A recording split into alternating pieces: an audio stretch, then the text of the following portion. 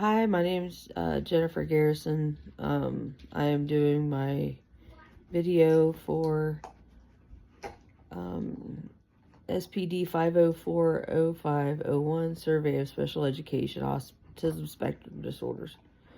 Let's see, describe the legal and ethical considerations related to identifying autism spectrum disorder.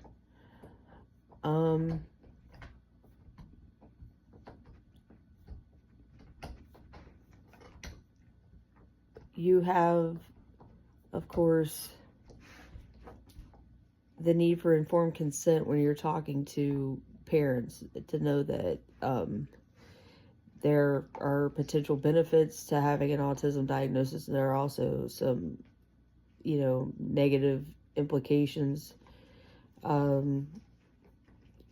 before they consent to getting tested, so that they decide whether they want to have that paper trail.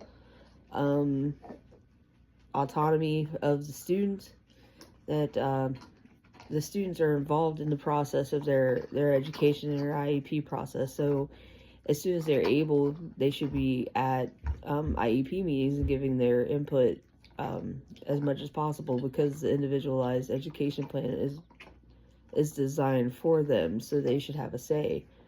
And also how they're treated, if they say, this is something that's not working for me, then it's something that you need to honor. And doing like assessments and stuff like that, you want somebody who has specialized training with autism spectrum disorder, and be cognizant of cultural considerations, such as, for some families, the diagnosis of autism, would put them in a position where they would be shunned, or, the child be taken away from them, that sort of thing.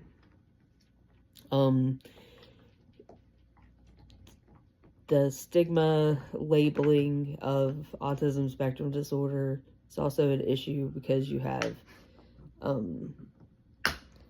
a certain connotation with autism that you expect, the hand flapping,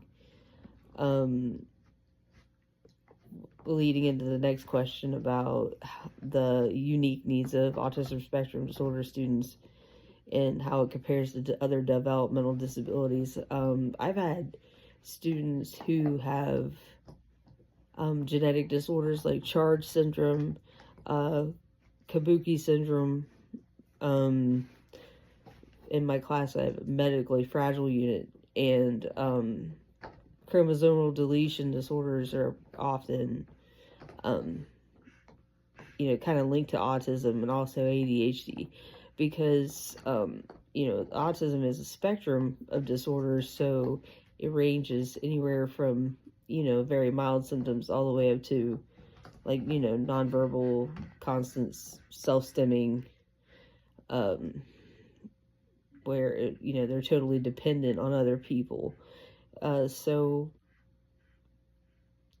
the other disabilities that I have noticed that are sort of similar to those are those ones that are chromosomal disabilities. And some of them may have, symptoms that are close to autism, but they're not always like all encompassing for just autism disorder. They have other, like comorbidities.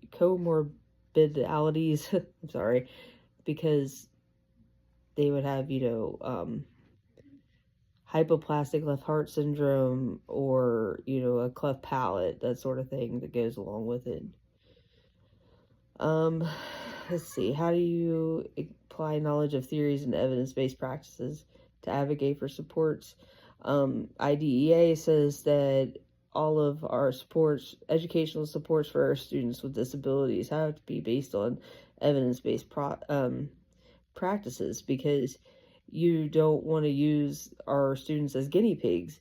The evidence-based practices, you have years of data that back up the idea that this is an unnecessary thing when dealing with people with autism. One thing that we've implemented in my classroom is structured teaching where we have individual boxes, task boxes, we have icons, we have structured tasks where, it's a 1, 2, 3, first, second, third, left to right, and that's what you do every single day. There's a very routine oriented students in my room. They all have our transition where is an issue, but they have schedules, picture schedules, and also written schedules on board, adult schedules. They have communication boards, stuff like that, in order to talk to us. So those evidence-based practices have led to the idea that the structured teaching works with students with autism and other, low incidence sort of disabilities. Describe how your understanding of the legal and ethical responsibilities when meeting students' needs and advocating for students. I did not realize how many different programs are available in each state for autism spectrum disorder. I assumed that almost every state would have that scholarship like Ohio does, where you can do the ed choice and get the best programming for your child. It just seems like, because some students will respond better to ABA therapy, but it's 2 hours away, you have that ability to get that for your child, and I think that should be a necessary thing for everyone. I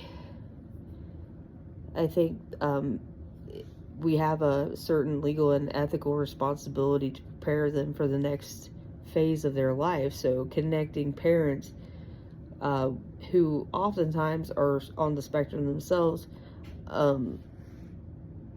with services for after these kids graduate, so that they're not just put in a day hab, they're not just being babysat all day and they're not having any skills, because a lot of these students are employable, especially if they don't require one-on-one assistance for everything that they do. If they have some independence, and there are usually jobs that could be, given to them. So I think as an ethical responsibility we have as intervention specialists, in that we would prepare them as much as we can and support their parents as much as they can in the transition to adulthood. Okay, I think that I am finished. But I've really enjoyed your class. Thank you very much.